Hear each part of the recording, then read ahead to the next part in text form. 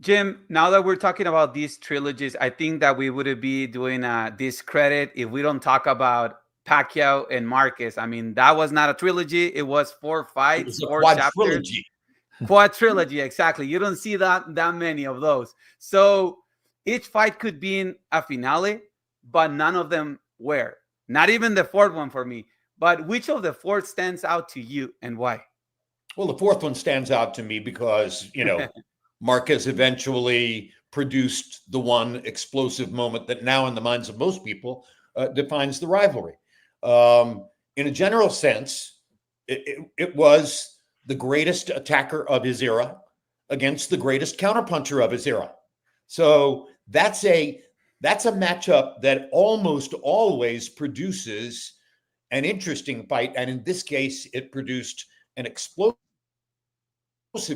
interesting. My wife Deborah, she was pretty well versed fan, wasn't just getting into it.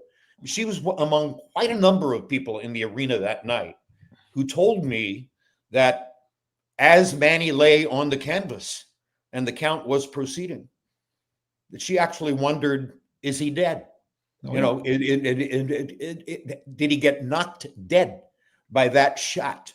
Because it was such a spectacularly well-timed, straight, full power, body lean shot. Oh, by the way, a little bit like the shot that Foreman knocked Moorer out with. Yeah, I remember looking at it, and I remember Deborah telling me afterward I thought he might be dead, and later heard that there were many, many people in the arena who thought that. But it's always a reminder. I don't care how great you are. If you have a particular definable style, Manny was a full-on attacker from the first moment we saw it. There's an antidote out there for you. So there is an answer. There's somebody who knows exactly what to do against you.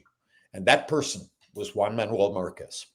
Yeah, and I think I think of Inoue right now, and I kind of think like I was telling Chacal the other day, that's how that guy's gonna end based on his style.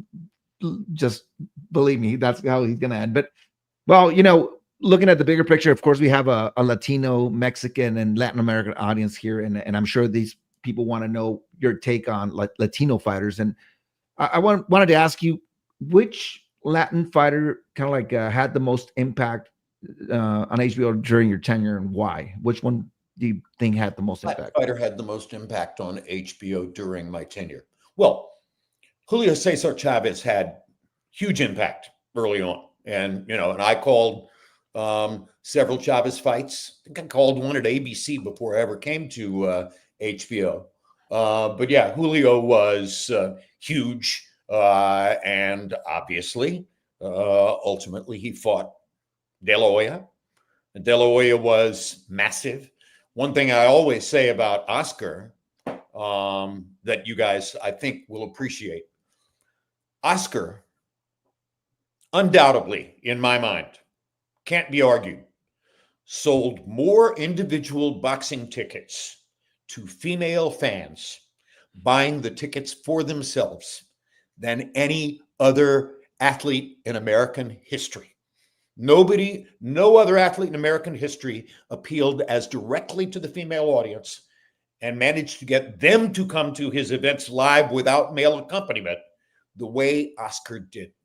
So that was a massive achievement that I don't think has been defined in the same way by a lot of other people. And I will always believe that he deserves extreme credit for that. He fought a guy named Patrick Charpentier in the football stadium, Sun Bowl in El Paso, Texas. 46,000 people in the afternoon, hot day. And I remember climbing up about an hour before fight time, maybe 45 minutes before fight time. I climbed to the top row of the Sun Bowl to look down onto the street that came out of a parking lot, which was the single tributary for walking up a hill to the stadium. And up that hill were walking dozens of groups of 1, 2, 3, 4 women, 5 women, all walking together with no men. Okay? They were coming to the fight to pay homage to Oscar in the Sun Bowl. I am very sure, and I think the crowd was about 40,000.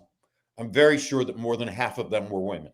So that made a big impression on me. And, you know, I have remained close friends with Oscar to this day, I'm proud to say. And I'm also proud to say, hey, listen, I'm the kind of person, luckily, because of my place, I can be close friends with Oscar De La Hoya, and at the same time be friendly with Felix Trinidad. I can be close with Mike Tyson, and at the same time be very friendly with Lennox Lewis. So I get to enjoy both sides of these great rivalries, both Barrera and Morales, very dear friends. Canelo, because we were neighbors in Del Mar, special relationship. I'll always root for him. His senior manager, Chepo, used to go to the same supermarket where I shopped near my house. I would run into Chepo in the supermarket, stop his cart, look in. Oh, he's eating tuna. He's eating chicken.